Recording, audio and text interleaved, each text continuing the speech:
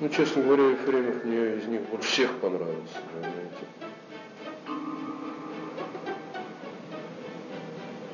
Поэтому решил последний, да, ну, так сказать, дольше видеть его мучения, что ли.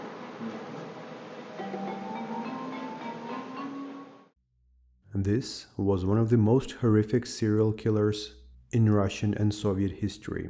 Things that were done for hours to the young victims of this monster in the bunker that he built almost can't be described. In this video, I will tell you about the case of Sergey Golovkin. Hi friends, you're watching the Drones channel, and before going into this video, I want to tell you that this is considered to be probably the worst serial killer case in the history of Russia and USSR.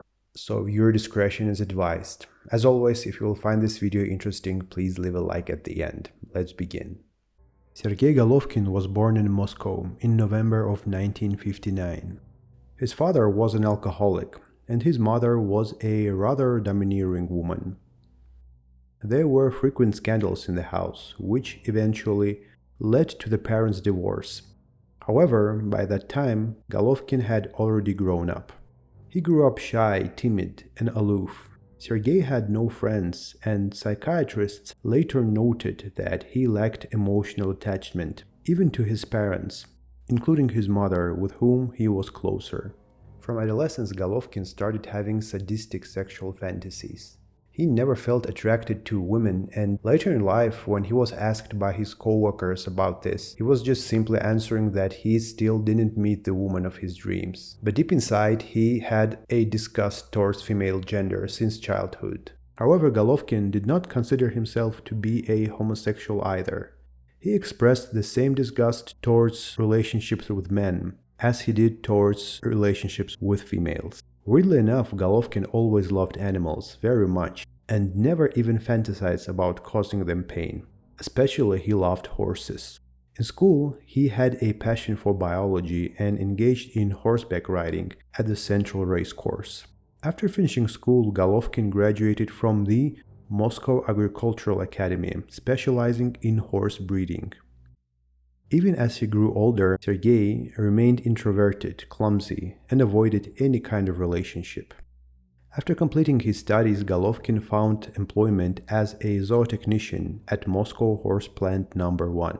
When he was 21, Golovkin was severely beaten by a group of drunken teenagers. He lost several teeth and also had his nose broken, and he suffered a traumatic brain injury because of the beating. Since then, Golovkin set out to seek revenge on his assailants. He began fantasizing about catching them and torturing, and then killing them brutally. However, he was never able to track them down, and over time, Golovkin lost interest in the attackers altogether. Instead, he noticed that his murder fantasies brought him increasing pleasure, and he started indulging in them daily. Gradually, an ideal victim's image was formed in his mind. It was a teenager between the ages of 11 and 15 who violated the rules of socially acceptable behavior. This was crucial for Golovkin, and he strictly adhered it, even risking exposure. Maybe this was caused by beating that happened earlier, as the description of his desired victim was similar to teenagers who attacked him. The slightest deviation from proper behavior was enough to attract the attention of Golovkin. He was thinking about a murder for a while before he decided to act. It happened in 1984. At the time, 25-year-old Sergey Golovkin arrived at the romantic pioneer camp. Pioneer camps in Soviet Union was the analog of the Boy Scouts in the United States, with just a huge element of communist influence. Almost all of the children in Soviet Union were involved in pioneer movement. Golovkin began studying the children's habits and noticed openings in the camp fence through which children would go into the woods. And one day, in June, he hid near one of the openings, waiting for a victim. In his hands, Golovkin had a knife and a rope. Soon a boy appeared in the opening. Golovkin grabbed him, threatening with a knife, and led the boy into the woods. There he hung him on a branch of a big tree. At some point, Golovkin thought that the boy was dead and he let the rope go. But when the boy fell down on the ground, he started moving and wheezed. Golovkin got scared and ran away. The camp workers later found the teenager. He was in a very bad shape. They immediately took him to the hospital and he spent almost a month recovering there. And it took him some time before he was even able to speak to the police officers. But still, the boy's testimony wasn't enough to catch Golovkin after this attack. Despite his first victim surviving, Golovkin now couldn't stop, as he felt ecstatic when hanging his victim. On April 19, 1986, Golovkin arrived at the Savelovsky railway station in Moscow. Without much thought, he boarded the first train he came across. He got off at a Kataur station in Dmitrovsky district. In search of a victim, he was wandering nearby. The area there is wooded. On his way, a boy on a bicycle overtook him. It was 16-year-old Andrei Pavlov. Maybe something was said, or maybe just Golovkin was annoyed because of the way the boy passed right by him. Golovkin caught the boy, assaulted him, and then murdered. After it, Golovkin assaulted his dead body again. The boy was going into the woods to collect birch sap. This was considered as a disruptive behavior by Golovkin, so he could mark his victim as fitting for his profile. On the next day, the boy's body was found by his own father, who went to find him. Later, on May 12, 1986, nearly a month after the first murder, Golovkin decided to kill one of the boys he knew, who enjoyed horse riding. He planned to lure 12-year-old Oleg into the woods by telling him about the hidden treasure there. When they met, Golovkin blindfolded Oleg and led him deeper into the forest. He tied Oleg's hands behind his back, sat him on a stump, and intended to kill him. Golovkin asked the boy if he told anyone about their meeting. Sergey, because he was suspecting something, said that he told his mother that he will meet Golovkin in the woods. It was a lie, but Golovkin, fearful of being caught, didn't kill Oleg, and they both left the woods. So Oleg was the second and the last victim that was able to escape Golovkin alive. But Golovkin didn't plan to end his murder spree. On July 10, 1986, near the Zvyozny pioneer camp, he encountered a boy. It was 14-year-old Andrei Gulyaev. Golovkin saw him near the opening in the fence, not far from the pond. Under the threat of a knife, he led the boy to a pre-selected spot near an old log cabin. Golovkin killed Andrei and mutilated the body after it. He was doing things like taking out the organs and cutting off the body parts. In 2 days, the body was found by mushroom collectors. Andrei was a good student, kind and responsive according to his friends and parents, and he enjoyed spending summers at this camp. A friend of a victim, likely driven by youthful fantasy, led the investigation in the wrong direction from the beginning. While talking to detectives, this boy lied, claiming that he saw a brutal criminal with a tattoo that said "Fisher" on his hand approach Andrei. When rumors about the Fisher started spreading, Golovkin heard about them and liked this nickname and decided to use it in future. These two murders in Moscow region in 1986 were a real shock, and significant efforts were made to investigate them. A vast number of police officers were working on the case.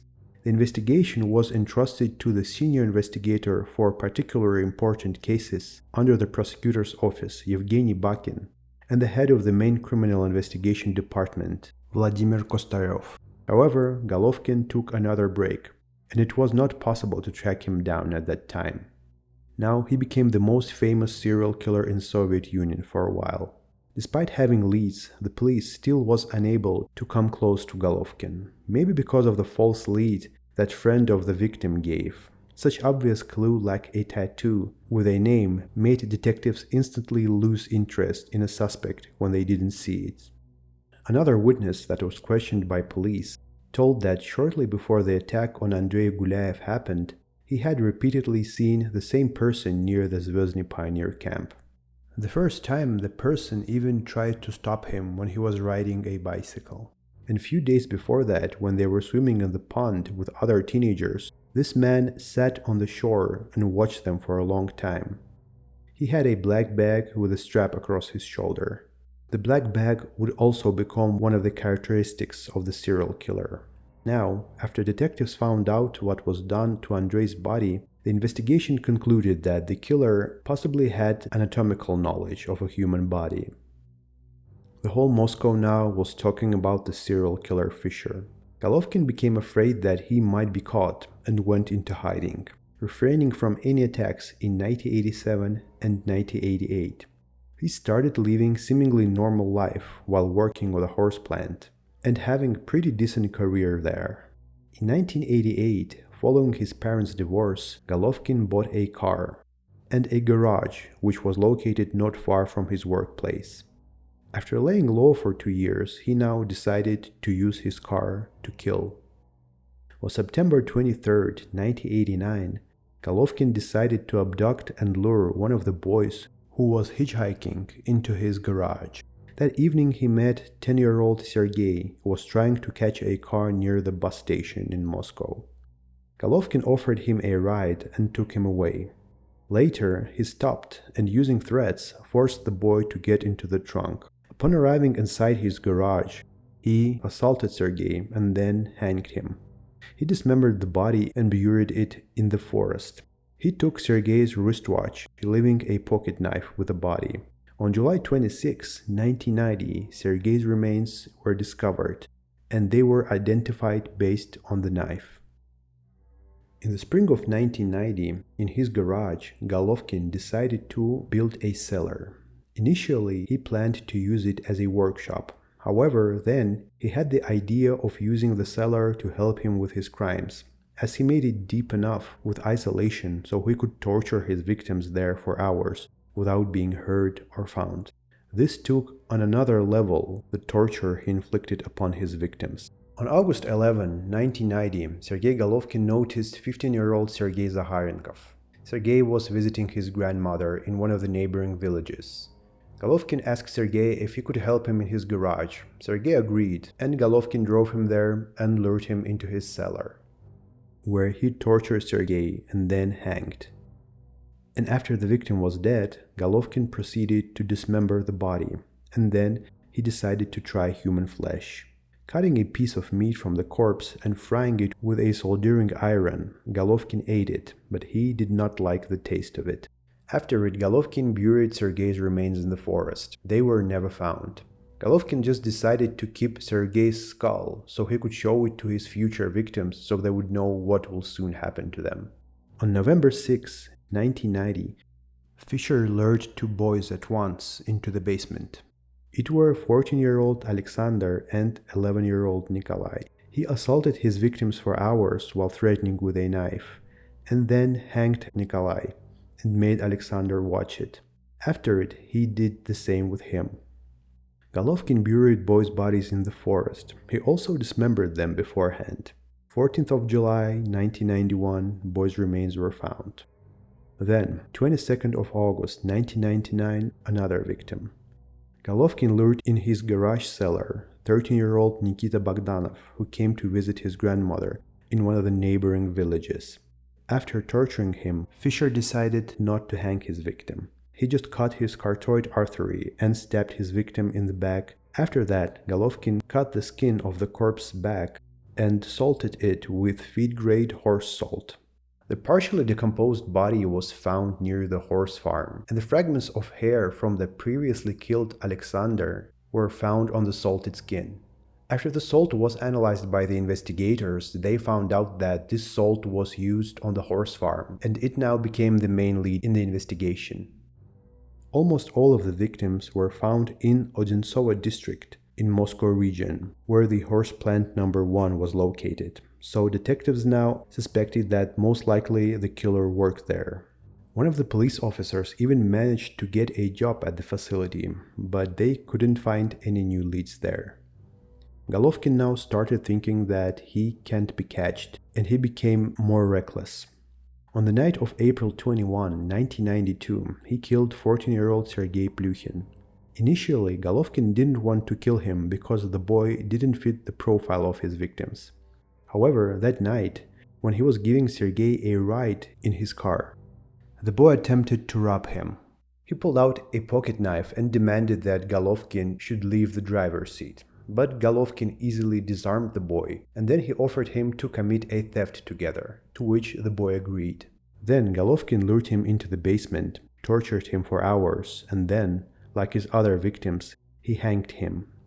After it, on September 14, 1992, Fisher met three boys, Yuri Sidyakin, Vladislav Sharikov, and Denis Yefremov, and proposed committing a robbery at a warehouse, to which the three agreed.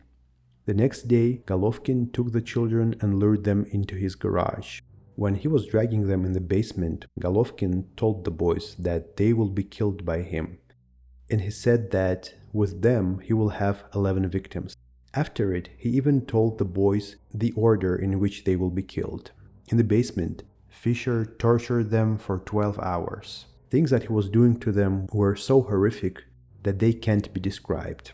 After doing this, he first hanged Yuri Sidyakin, then Golovkin hanged Vladislav Sharikov, making Denis Yefremov watch as he dismembered the second victim. Denis remained calm and silent, but occasionally he turned away while Golovkin was showing him organs that he was taking out of his friend's body. He then tortured Denis for several hours before hanging him and then went to work. In October of 1992, 3 mutilated bodies were discovered in the forest. Surprisingly, questioning the victims' classmates yielded results. A friend of the deceased reported that they had left with a man named Sergey Golovkin in a car before their disappearance. So, as it turned out, Golovkin interacted with 4 teenagers, even taking them to the plant to show them how horses made. He suggested that all 4 of them can steal from a warehouse on the factory premises. 3 of the boys agreed, but the boy who became a witness refused to go. Golovkin decided to send him home, instantly losing interest in law-abiding teenager, and strictly warned them not to tell anyone about their plans. It is surprising how Fisher, who before that was somewhat careful, let the boy who saw him and even knew his name to go and killed his friends.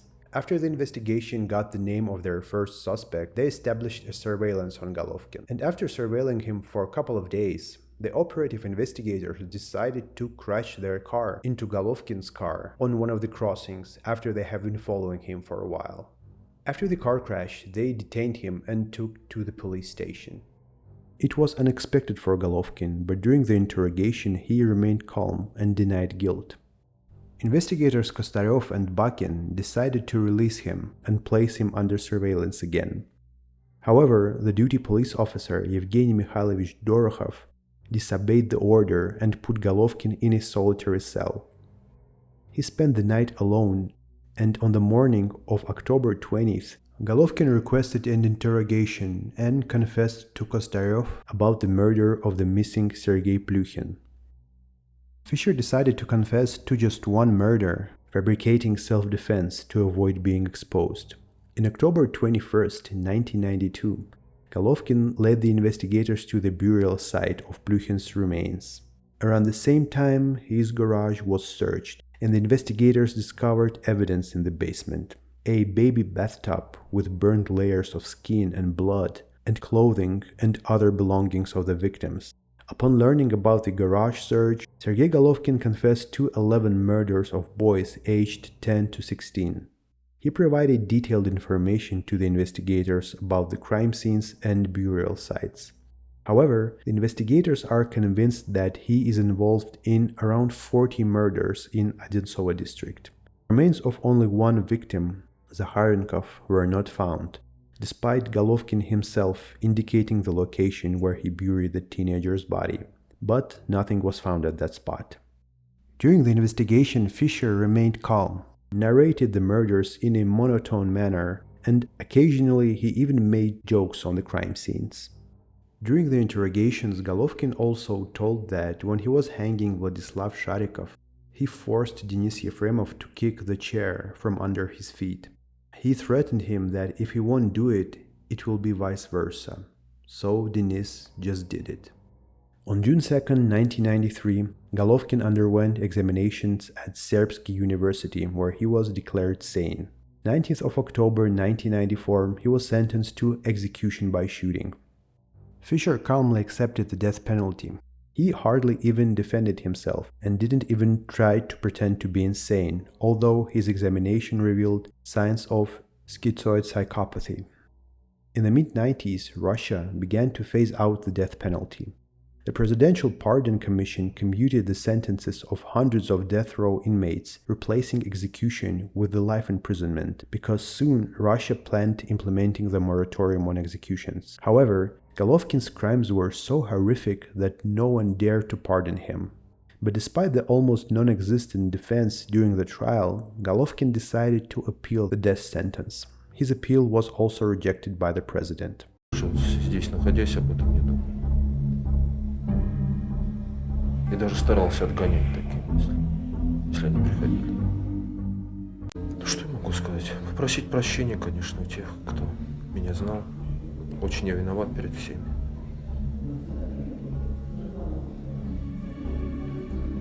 Все.